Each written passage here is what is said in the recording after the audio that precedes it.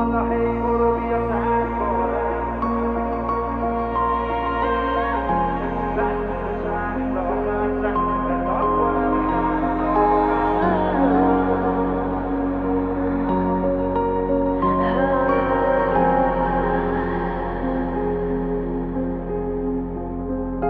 حالا هی برو بیا 100 بارم مرچی میخوای بگو دربارم بگو بد بودش اخلاقم اصلا بلاک کنم خطا من میدونم منو واسه تو فرق دارم منو بغل اسمم یه قد دارم منوزم بعد چند سالم من میدونم دلت میشه تنگ واسم آمار تو دارم ریست فکر نکنم واسم بهت واقع نیست راستش نبوده تو اصلا راحت نیست تویی که 24 ساعت تو بودی با من فیکس بعد تو زندگی چینی توش هنو ویسا تو میدم من تو پیوش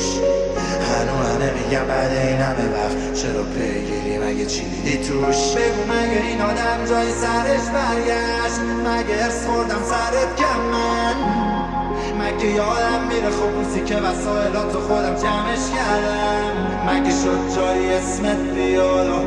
نره بالا تپش قلبم من همه کارامو واسه تو خوندم مسئلامو داری بگی تا دمش گرمم حالا هی برو بیا 100 بارم مرچی میخوای بگو دربارم بگو بد بودش اخلاقم اصلا بلاک کنم خطا من که میدونم منو واسه تو فرق دارم منو بغل اسمم یه قد دارم منوزم بعد چند سالم من میدونم دلت میشه تنگ واسم حالا هی برو بیا 100 بارم مرچی میخوای بگو دربارم بگو بد بودش اخلاقم اصلا بلاک کنم خطا من که میدونم منو واسه تو فرق دارم منو بغل اسمم یه قد دارم منوزم بعد چند سالم من میدونم دلت میشه تنگ واسم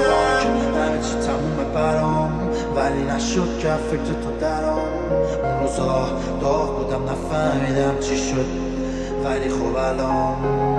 راستشو بخوای که دلم نرمه بعد تو صاف نشد دل بر همه اون اواخر مداشیه ساختی تا برم جلو همه بره بالاخره ما رو باش دلو به کی خوش کردیم چی شد